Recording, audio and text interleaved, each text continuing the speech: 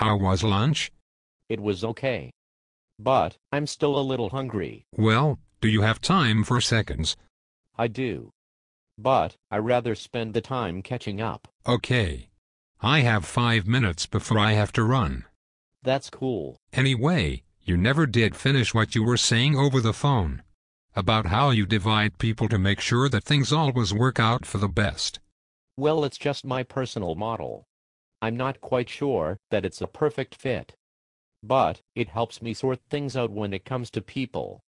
But it really does nothing to heighten my chances of successful relationships with people. So, what's the point of your model of people, or I guess human behavior? Well, I guess it helps me to explain why things worked out or did not work out when it comes to people. But, as a model, it doesn't help to predict human behavior, because it relies on you having some sort of history with the very people that you are sorting through the model. I see. So, what is this model? Well, I believe that people fall into one of 4 categories, and each category is based on the measure of 2 assets: heart and mind. The heart is a measure of a person's compassion, and the mind is a measure of a person's ability to reason. And in my opinion, the heart determines how a person will take care of others, and the mind determines how well a person will take care of themselves. Okay. I think that I am following you so far. Great.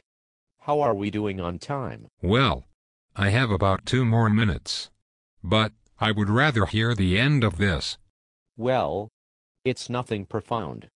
But I believe that the 4 categories work out in the extreme case, where a person has both a great mind and great heart, or a poor mind and a poor heart, or a great mind and a poor heart, or a poor mind and a great heart.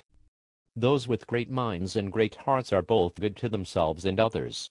And some good examples would be Alexander Hamilton, Victor Hugo, and Nelson Mandela. Now those with poor minds and poor hearts are neither good at taking care of themselves or others. These people find themselves stuck in the justice system with zero chance of escape. Those with great minds and poor hearts tend to succeed more often than not, unless they get overzealous.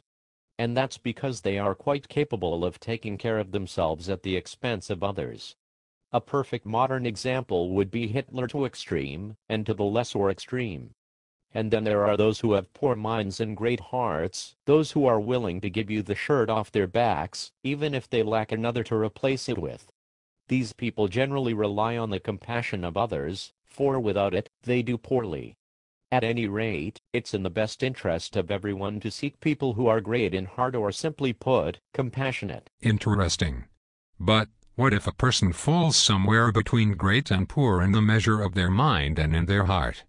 Well, we are dealing with people which are very complex, and this is a simple model.